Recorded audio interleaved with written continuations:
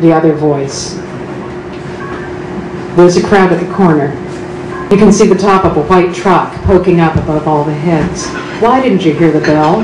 You've been listening for it all day. You run, and your dime makes a round, pink, sweaty mark in your palm, because if you drop it, another kid will plant his bare foot on it, finders keepers, and if you cry, a grown-up will say, stop being such a baby, and fight your own battles.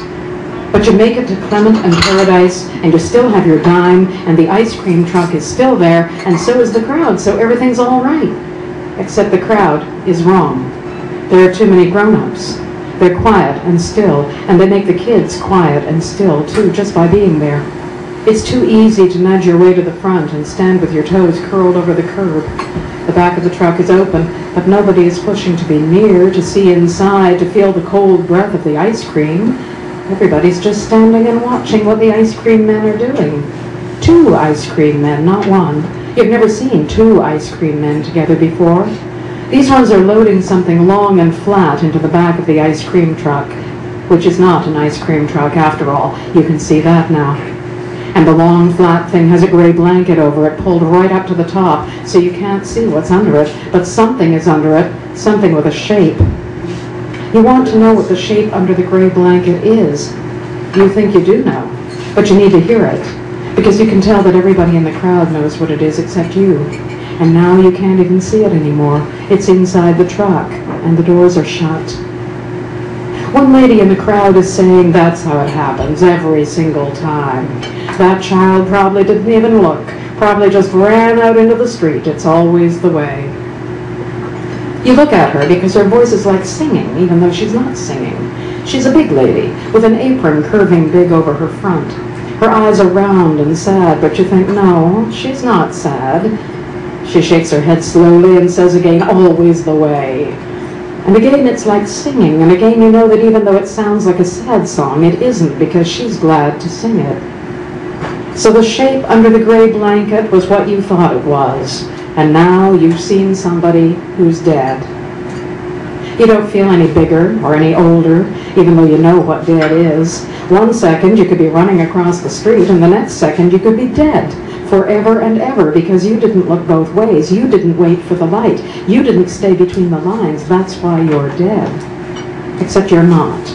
You're standing at the corner of Clement and Paradise with a crowd of people looking at an ambulance. It's hot and bright, and the silver ant trails on the pavement hurt to look at, and the fruit stains on the popsicle sticks are fading in the sun. And there's a boy right near you who smells like chlorine. His hair is plastered down wet, and his ears stick out, and he has buck teeth and an orange towel over his shoulders. I seen his brain hanging out, he says. There was this hole in the back of his head, and his brain was hanging out. He grins at a boy he is with, a fat boy with a belly bulging over the waist of his trunks. The fat boy's wet mouth is open. He stares at the spot on the road, and you know he wants to look away.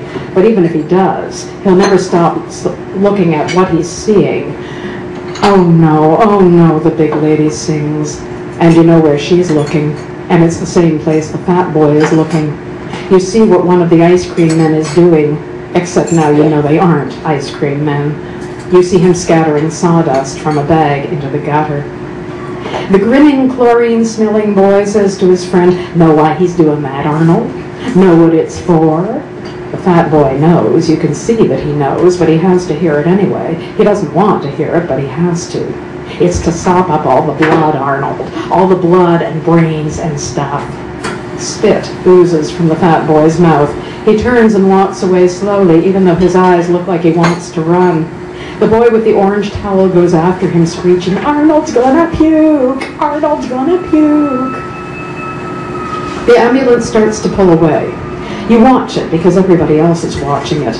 But inside, you're wondering what a brain hanging out would look like. You're glad you didn't see it, but you're still wondering. Would it be like the shining yellow yolk of the egg your mother cracks into the white china bowl? An egg is like a little head, and once its insides are spilled out, it's Humpty Dumpty dead. Maybe if you'd seen the brain hanging out, you would really know you had seen a dead person. You would feel bigger and older, but all you saw was the shape under the gray blanket, so when you think dead, it's still just a word. It's not a thing you can sing about, and it's not a thing you can be sick about. When the ambulance is gone, you can see what was behind it. A red car and a black and white police car. There is a man sitting in the passenger seat of the red car. Two policemen are standing talking to each other, not looking at the man. Then one policeman gets into the police car, and the other pulls open the door of the red car and gets into the driver's seat. He says something to the man, but the man does not move or say anything back. Look at him. The big lady sings beside you. It's a new song she's singing, but you know she loves to sing it too, even more than she loves singing the one about the child not looking, just running into the street. Probably drunk, the woman sings. That's what happens every time they drink and they drive and then they kill a child. Well, the red car and the police car pull away. The whole crowd is silent, letting the woman sing for them. Well, he'll get what's coming to him now. That's for sure. He'll get exactly what's coming to him. You wondered what's coming to the man.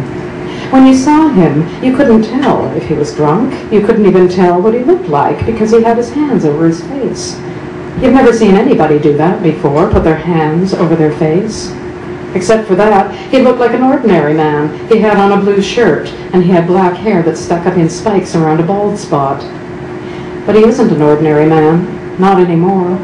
1 minute he was ordinary, just driving his car, but now he's going to get what's coming to him.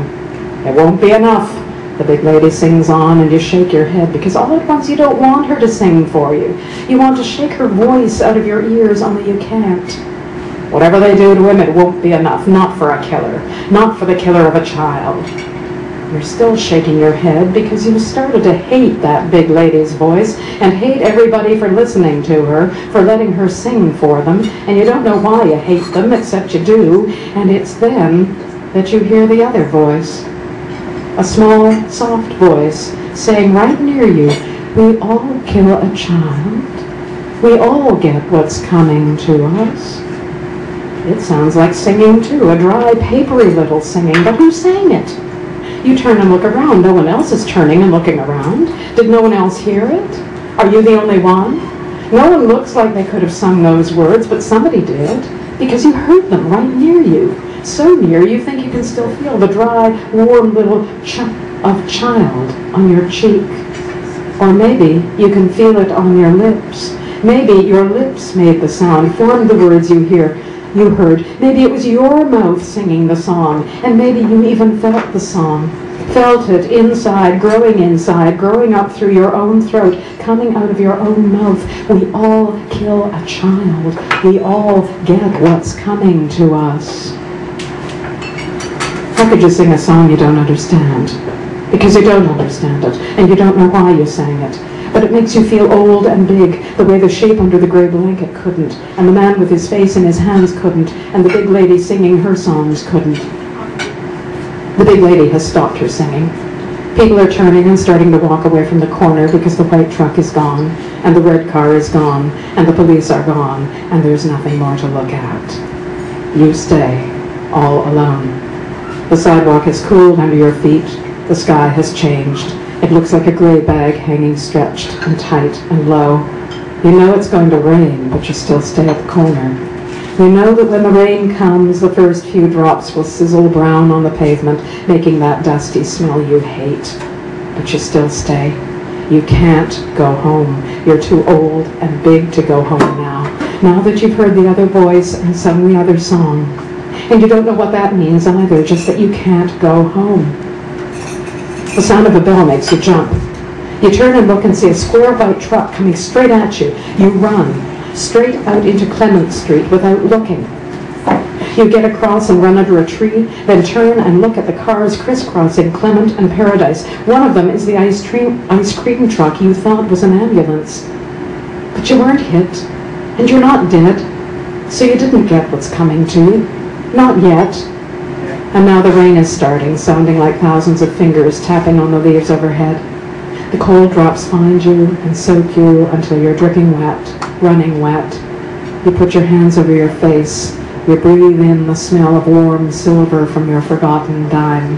Then you breathe out the very first words you've ever said. We all kill a child. We all get what's coming to us. Thank you.